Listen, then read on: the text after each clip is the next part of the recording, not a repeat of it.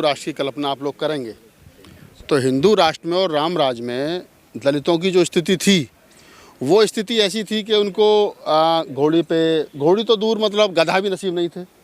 ये तो जो बाबा साहब डॉक्टर अम्बेडकर के आरक्षण के बाद में संविधान की बदौलत जो उनको संवैधानिक लाभ मिला या आरक्षण की वजह से जो उनको सुविधाएं मिली, तो 4 पैसे आए तो घोड़ी, घोड़ा, मर्सिडीज, हेलीकॉप्टर, हाथी, ये सब आने लगे।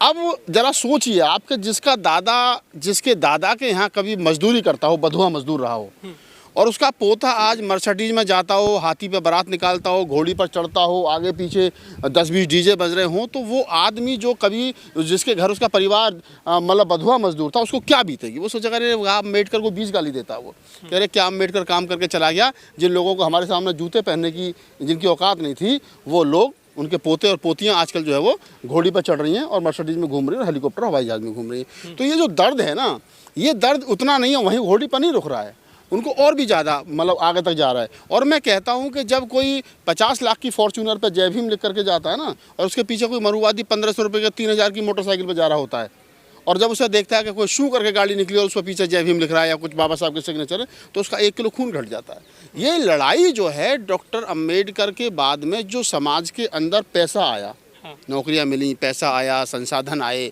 और उससे फिर समाज में जो समाज बहुत ज़्यादा पिछड़ा हुआ था वो मूल धारा में जैसे शामिल हुआ, तो वो जो गरीब तबका था, जो शोषित था, पीड़ित था, दरिद्र था इनकी नज़र में, वो आज जब मतलब बढ़िया कपड़ों में घूम रहा तो उनको कहीं ना कहीं दर्द होता है, लगता है कि ये ऐसा क्यों, ये पहले जैसा क्यों नहीं है, ये पहले जैसा क्यों नहीं है। तो दिक्कत वो है। और जब वो टकराव की स्थिति बनती है तो फिर संविधान है, संविधान के अकॉर्डिंग फिर पुलिस लगाई जाती है। और जो आपने कहा कि बारातियों से ज़्यादा पुलिस जो है वो दिख रही है, तो मैं एक बात और कह रहा हूँ अपने लोगों से, अब ये घोड़ी पर चढ़ना बंद करो, थोड़े से पैसे और इकट्ठे करो, ठीक है, चाहे शादी 2 साल लेट करो, अब हेलीकॉप्टर बुक करो और बारात सीधी हेलीकॉप्टर से जाएगी और बारात सीधी हेलीकॉप्टर से आएगी, और पैसे थोड़े से इकट्ठे करो। और अगर नहीं, जो जिनके पास में उतना इंतजाम है, अगर आपको लगता है कि घोड़ी पर चढ़ने से दिक्कत जिन लोगों को है, तो फिर कम से कम एक राइफल का लाइसेंस भी कराओ, एक बंदूक का लाइसेंस कराओ। अगर जो आदमी आपको घोड़ी पर चढ़ने से आपके साथ बदतमीजी करता हो, बारात बाद में चली जाए, पहले उसको इंतजाम कर लो।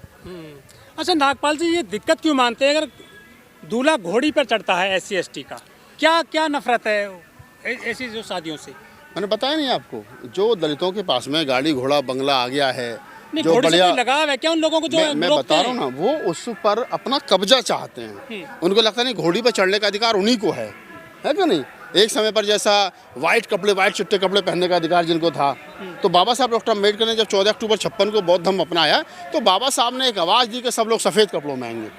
तो कहीं ना कहीं वो क्रांति के प्रतिक्रांति थी। बाबा साहब ने कहा कि हमको, हमारे लोग कहते रहे क्या चमार जैसे कपड़े पहन रखे हैं, नीले पीले काले पीले, तो वो हमारी पहचान थी, नीले पीले काले पीले कपड़े पहनना, ठीक है, चटकीले कपड़े पहनना। ये बात अलग है कि आज की तारीख में जो महंगी मॉडल है वही कपड़े पहनती हैं हमारे वाले। तो बाबा साहब ने उस समय एक आवाज़ दी कि आपको सफ़ेद कपड़ों में आना है, तो सफ़ेद कपड़ों से एक पहचान बनी। आज जब सफ़ेद चिट्टे कपड़े पहन करके घोड़ी पर कोई जाता है, जैसे लाल, पहले कहते हैं ना गांव में कि लाल बहू को उनकी, तो दुल्हन का जोड़ा लाल ही होता था, तो हमने उसको भी सफ़ेद कर दिया। आज बड़े बड़े फिल्म स्टारों की शादियाँ सफ़ेद कपड़ों में हो रही हैं, दुल्हन को कहते हैं सफ़ेद मत पहना, आप सब हो जाए, अब हो रहा। तो ये क्रांति के प्रतिक्रांति। संविधान है सर, कानून है, लोगों में डर नहीं है, उस किसी की शादी में विघ्न डालेंगे तो जेल जाना पड़ सकता है।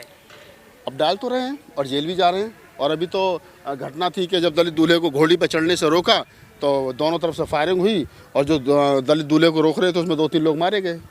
तो दलित समाज में भी खासतौर से जो अम्बेडकरवादी जाटव चमार महार दुसाध पासवान हैं, वो सहने की स्थिति में नहीं है। वो 50-75 साल में इतना तो संपन्न हो गया है कि अपने मान सम्मान के साथ समझौता नहीं करेगा। बाबा साहब डॉक्टर अम्बेडकर का जो कथन है कि 1 रोटी कम खा लेना लेकिन बच्चों को पढ़ाना, 1 रोटी कम खाना लेकिन मान सम्मान के साथ रहना, और ये लड़ाई जो है ये मान सम्मान की लड़ाई है।